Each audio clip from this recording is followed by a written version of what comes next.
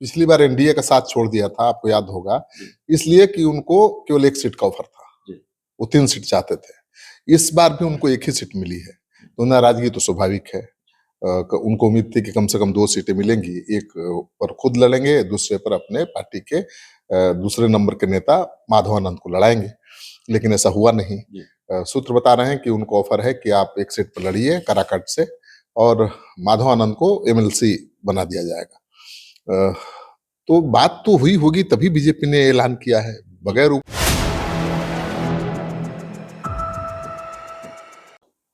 नमस्कार, आप देख रहे हैं 4 PM और मैं हूं अभिषेक मिश्रा। देखिए, एनडीए में सीटों का बंटवारा हो गया है।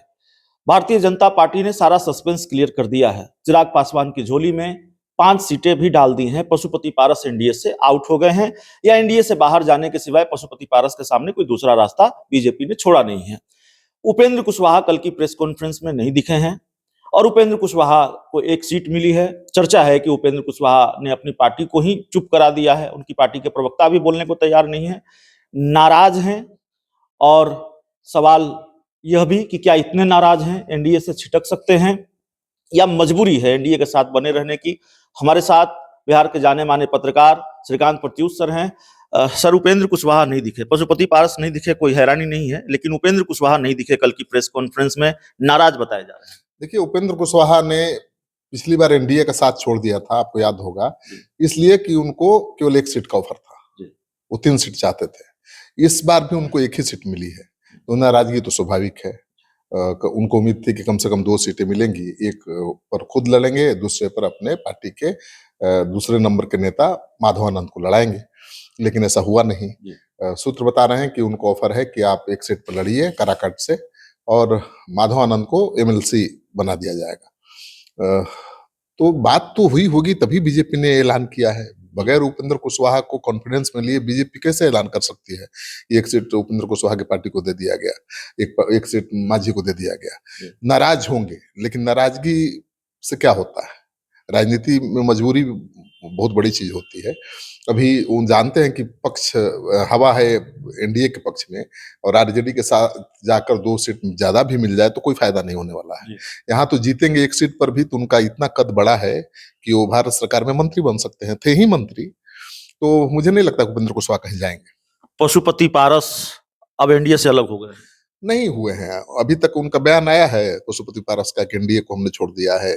मेरा जो अनुभव बताता है कि वो अभी भी नहीं छोड़ेंगे। वो कहेंगे कि ठीक है, हम चुनाव नहीं लड़ेंगे, लेकिन एनडीए को चुनाव लड़ाएंगे, जिताएंगे, एनडीए के साथ ही बने रहेंगे। आप देख लीजिएगा, कुछ देर में उनका बयान आ जाएगा। खबर तो ये भी चल रही है ना कि कल ही उनकी बैठक हुई थी संसदीय बोर्ड की, लेकिन संसदीय बोर्ड के अध्यक्ष सूरजभान उस बैठक में नहीं थे।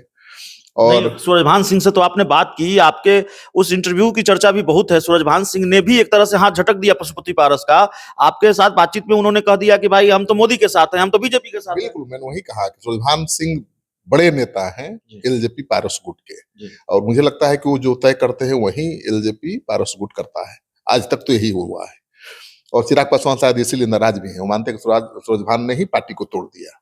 ठीक है, तो सूरजभान के स्टैंड के बाद स्पष्ट है मुझे लगता है कि अब पशुपति पारस एनडीए से, मतलब भारत सरकार से लड़ने की हिम्मत नहीं जुटा पाएंगे, न दिखा पाएंगे। वो नेता है भी नहीं, वो तो मैनेजर, अच्छे मैनेजर हैं।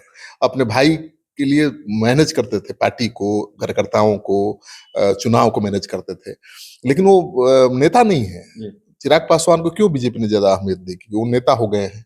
चिराग पासवान नेता भी हुए तो चाचा की वजह से ही। चाचा अगर अलग नहीं हुए होते तो शायद कभी भी नेता नहीं बन पाते, दूसरे नेता पुत्रों की तरह नाम पर आगे बढ़ते रहते। लेकिन पार्टी तोड़ दी पशुपति पारस ने, और इनको झटका लगा, जोरदार मेहनत किया और फिर से वापसी की। तो अब पता है बीजेपी को वोट तो पासवान खड़ा है चिराग पासवान के साथ, रामविलास पासवान के साथ, तो पशुपति पारस को क्यों बीजेपी रखेगी? बीजेपी ऑब्लाइज किसी को नहीं। एक आखिरी सवाल है सर, राजद सुप्रीमो लालू प्रसाद यादव कहते हैं कि हम फिट हैं, बीजेपी को फिट कर देंगे, एक्टिव भी हैं, सक्रिय भी हैं, और लालू प्रसाद यादव का पटना में होना, थोड़ा सक्रिय होना, क्या इसका फायदा इंडिया गठबंधन को मिलेगा? और भारतीय जनता पार्टी जो दावा कर रही है, या एनडीए जो दावा कर रहा है कि 40 की 40 सीटें बिहार में, लालू यादव उसमें रुकावट हैं? देखिए, लालू यादव राजनीति के माहिर खिलाड़ी हैं और उनका राजनीति में सक्रिय रहना बहुत मायने रखता है। यादव वोटर ज्यादा गोलबंद रहेंगे आरजेडी के पक्ष में, इंडिया गठबंधन के पक्ष में। लेकिन सबसे बड़ी बात है कि अब नीतीश कुमार भी बिहार में एक बैलेंसिंग फैक्टर माने जाते हैं। जिसके साथ जाते हैं, हमने तो अभी तक यही देखा है कि उसी की जीत होती है। जिसके साथ जाते हैं उसी की सरकार बनती है। फिर भी 40 की 40 मुश्किल काम है, मुश्किल टारगेट है। वो पिछली बार तो मिल गया था, 39 सीटें मिल गई थी, लेकिन इस बार मुझे लगता है कि 35 से ज्यादा सीटें एनडीए खाते में नहीं जाएगी। लड़ाई है, लड़ाई पहले से ज्यादा है। लालू यादव मुश्किल हैं। पशुपति पारस के खाते में एक भी सीट नहीं गई है। श्रीकांत प्रत्युष सर से हम बात कर रहे थे। बहुत बहुत धन्यवाद।